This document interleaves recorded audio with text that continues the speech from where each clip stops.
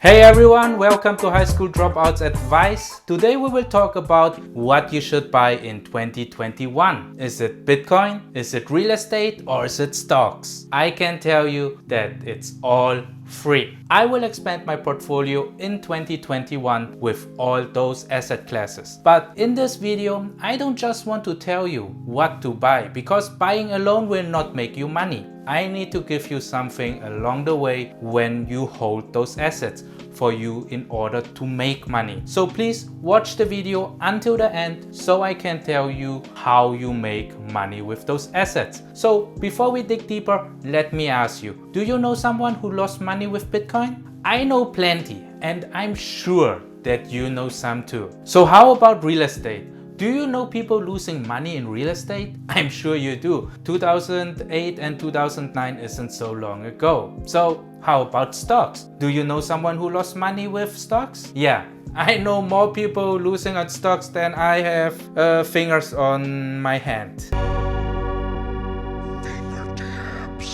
So, do I want you to lose money? No, I don't want you to lose money, but I know that you can make money with Bitcoin, Ethereum, and Co. And I know you can make money with real estate and stocks. The problem is the mindset of the investor and not the investment itself. It does not really matter if Bitcoin, real estate, or stocks are better as an investment. And timing doesn't really matter too. All it matters is the investor. If I tell you now is a good time to buy Ethereum, you buy it today for 950-ish like me, then it crashes to 800 and you sell it, and you think you shouldn't have listened to High School Dropouts advice because he's not a financial advisor. Yes, I'm not a financial advisor, so let me clarify this at this point for legal reason.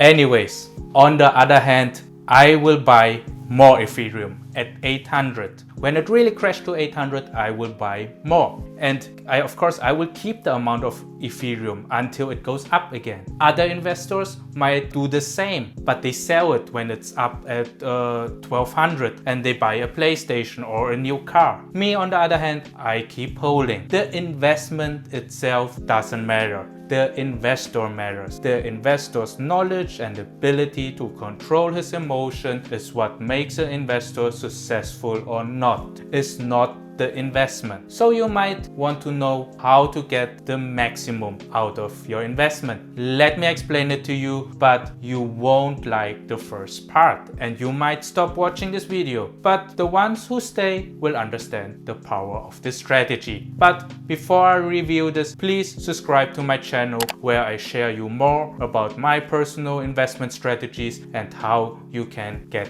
a wealthy mindset. Your mindset will determine if you will become rich or poor. Okay, now let me explain you what I do with my investments. Let us start with real estate. Currently, I own 8 properties. 7 are rentals and I live in 1. All of them gained a good amount of appreciation, but I will not sell any of my properties. Now you might think why I'm not selling any of it, why I'm not turning the appreciation into cash, and why I'm not using the cash to buy a Ferrari. The reason is I don't like Ferraris. I like private jets. If we settle for a Ferrari, then all we might achieve is only the Ferrari. So I want to settle for more. If you aim far and you only get like 90% of the distance, it's still further when you aim close and you hit. So let me explain you why you should always hold your assets. The longer, the better. Throughout history, there are always stock crashes or real estate crashes. So let me show you in this graph right here. It's the graph of the median sales prices of houses sold in the United States. You can see that a house cost like 17,800 in 1963, and in 2020 we are at 324,900. This is approximately 18.25 times the price within 57 years. This is 1,825% return or an average return of 32% each year. In other words, every 3 years, the median sales price doubled. You might say, wait a second. Wait a minute. What about 08 and 09? Yeah, you are right. We had like a decline for 2 years, then it found the bottom, then very slowly recovers, and since 2011 it's booming again. So I know from history that real estate prices will go up and they will recover. And if we have a crash, I'm not going to sell. I will just buy more. Crashes and recessions will always happen. But instead of being scared of it and taking it as a reason not to invest at all is fundamentally wrong. Keeping cash won't make you money. Owning asset is what makes you money, because money is inflating. So asset has to appreciate. It's that simple. So don't be scared of recessions and crashes. When it happens, it's like Black Friday. Everything is on a discount, and once the holidays are over, the prices are back up. The same is with real estate. You might understand this part now, but you might think, how do I raise extra cash to buy properties when I never realize the winnings from my properties? Yes, this is a good question, and let me share you some secrets, because you made it so far in my video. So let me explain the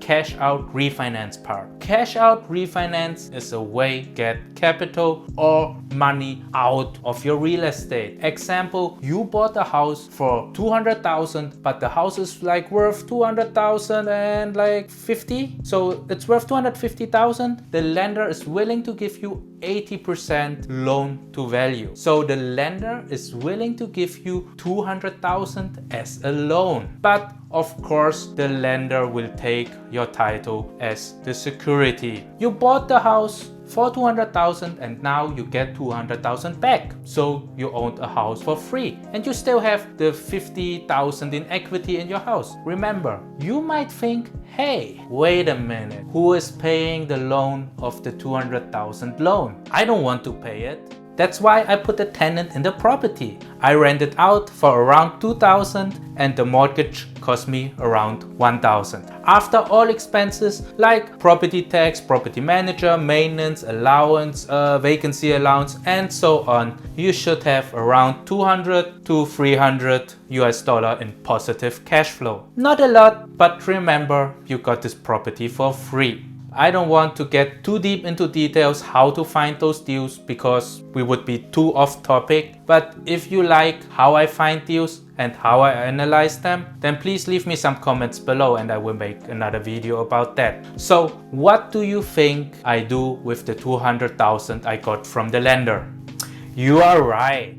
I will repeat this process again and I will look for another house to buy. In 08 and 09, the lenders were willing to give you 100% of the value of your home, which was the start of the crisis. Now they need you to have 20% equity in the property, which I think is more than enough. So cash out refinance is one way to raise extra capital, but if you have a large portfolio of rentals, you can also go to a commercial lender and ask for a portfolio loan or an asset loan. Most of those lenders are giving you 75% loan to value and mostly require you to pay back in 25 years instead of 30 years, which means the monthly mortgage is higher and you can raise less money. This is why I prefer cash out refinance. But I have to say that one day I will be forced to get an asset or portfolio loan because you are only allowed to have a maximum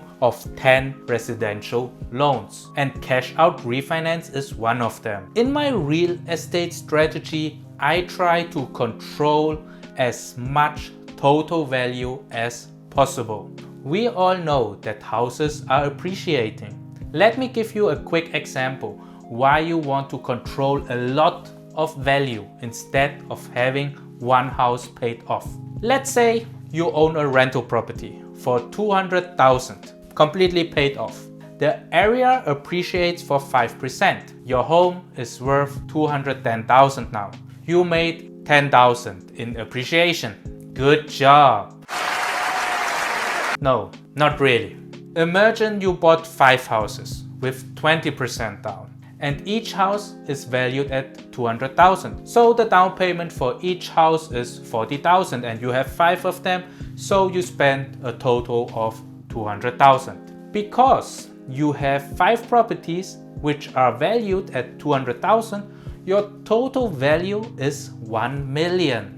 So the same area and the same appreciation for 5% of your total value now is 1,050,000. Wow, you made 50,000 in appreciation, which is 25% in return of your 200,000 invested. You have 250,000 in equity in real estate now. So now you have 2 strategies, and guess who can get higher loans at the lender? The guy who has 250,000 worth of real estate, or the guy with 210? Don't be scared of debts. You need to use debt to make money. As long as the debt is good and is producing money, you don't need to worry. Some of you might be still skeptical and you think, what happens when the housing market crash and the home value drops? I'm not worried, because in each of my properties I have a tenant who is paying the rent. The mortgage and the rent did not change. The only change is the value of my properties, but it has no effect on me because I'm still getting paid. You might say, no. No,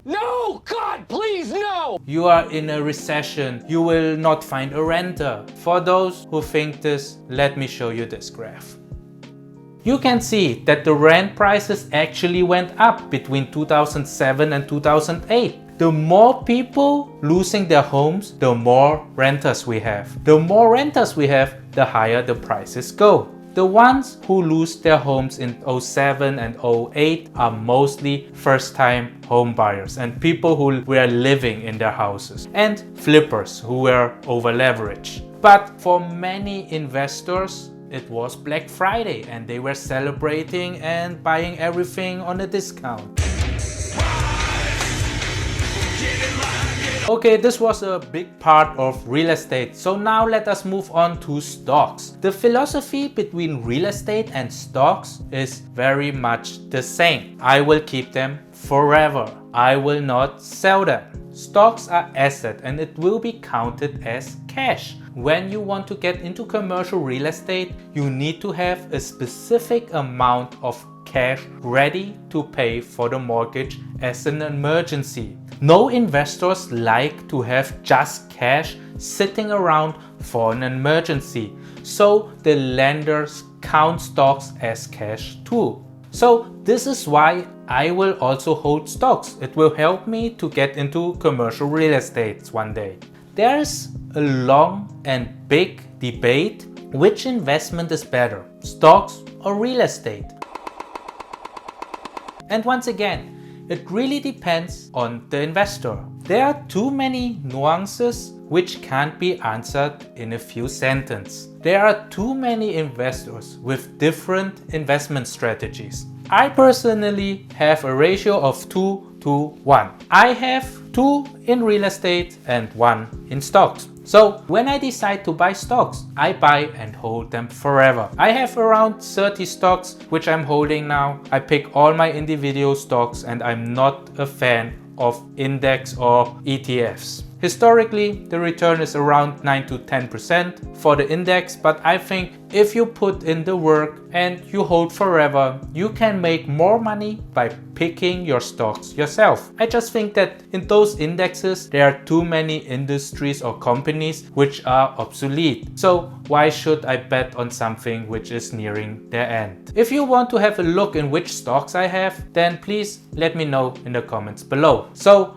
now have some final words about cryptocurrency. I did invest in crypto since 2016, and like many investors, I did panic sold in 2017 at the crash and I bought myself back in 2019. I have a ratio of 4, 2 and 1. This means for every $7 invested, I have 4 in real estate, 2 in stocks and 1 in cryptocurrency. But I plan to increase my crypto portfolio to the amount in my stock market. I think cryptocurrency has a very big potential. It's a little similar to the early 2000s when internet was booming. We know it can become big, but we don't know which company will survive or go down. So is with cryptocurrency. There are just too many coins out there, and it's so unclear which coin will survive over the next decade. For me, seeing banks buying bitcoins, PayPal offering bitcoins, and countries to decide to tax on crypto earnings, it's the first step that cryptocurrencies are getting more and more accepted by the mainstream. But like the early internet years, there are many scams and many illegal stuff happening. But anyways, I'm sure that cryptocurrency will stay. So I will add more this year for sure. Thank you so much for staying so long until this part of the video. I hope you learned something. If yes, then please subscribe so you don't miss my other videos where we will talk more about investing, real estate, and the wealthy mindset. Many thanks. See you in the next video. Thank you. Bye. Who lost real estate? Let me tell to you 7 years. Again. Then it found the bottom. Again. Scared of recessions and crashes.